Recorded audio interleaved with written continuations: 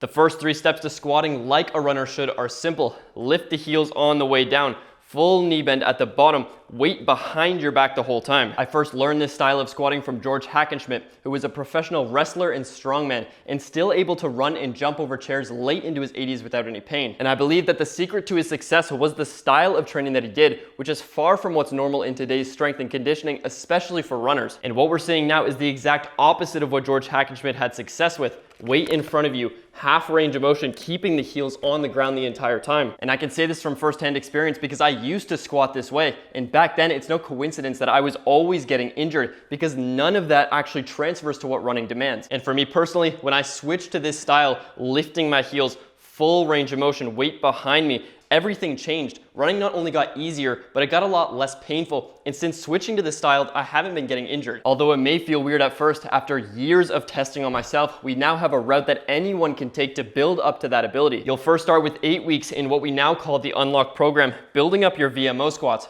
2 sets of 25 reps twice a week. The first thing you'll notice is that I'm using a slant board to help me with the heel elevation. This teaches us to get used to our heels being elevated above our toes, but in a safe way because there's no balance risk. You'll also notice that this can be very scalable, and I'll show you a few regressions for each so you can start at any level regardless of your injury history and build up to having knees that never hurt. We could break this ability down into 3 levels. Level 1 is assisted. You can use as much hand assistance as needed, so in theory you can literally make yourself 0 pounds to get into that full knee bend. From there, it becomes our goal to get rid of the assistance, hands behind back to get used to the position, and start doing bodyweight reps for a few weeks first. From there, you can start adding weights only at a level that feels good. The key here is to keep your reps pain-free. So if week 1, you need to start assisted and then build your way up to bodyweight, then loaded, that's the way to go. After 8 weeks in the Unlock program, building up your VMO squats, we move into the Rebuild program, where it becomes our goal to build endurance in our knees, because we don't just need raw strength and ability at bending our knee,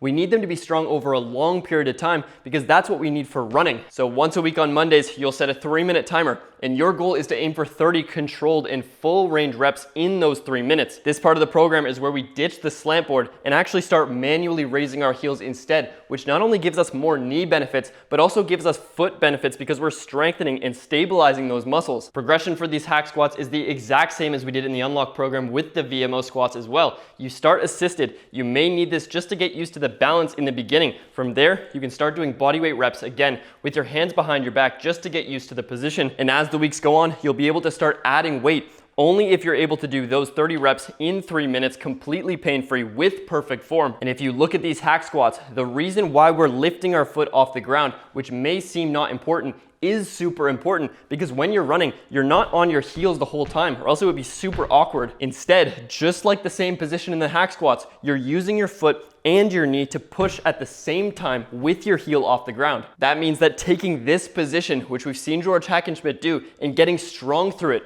as strong as you can possibly be, is a non-negotiable for being able to run long-term without getting injured. Once we complete Rebuild and we're moving into the Targets program, we have our long-term goal for knee protection of 10 reps with 33% of your body weight loaded and full control, again, through full knee bend the entire time. And while you can definitely build beyond this target if you want for added knee protection, I found it's just not necessary even for my Olympic athletes. Once you hit this target, it's been true for me. My knee pain and foot pain just haven't come back.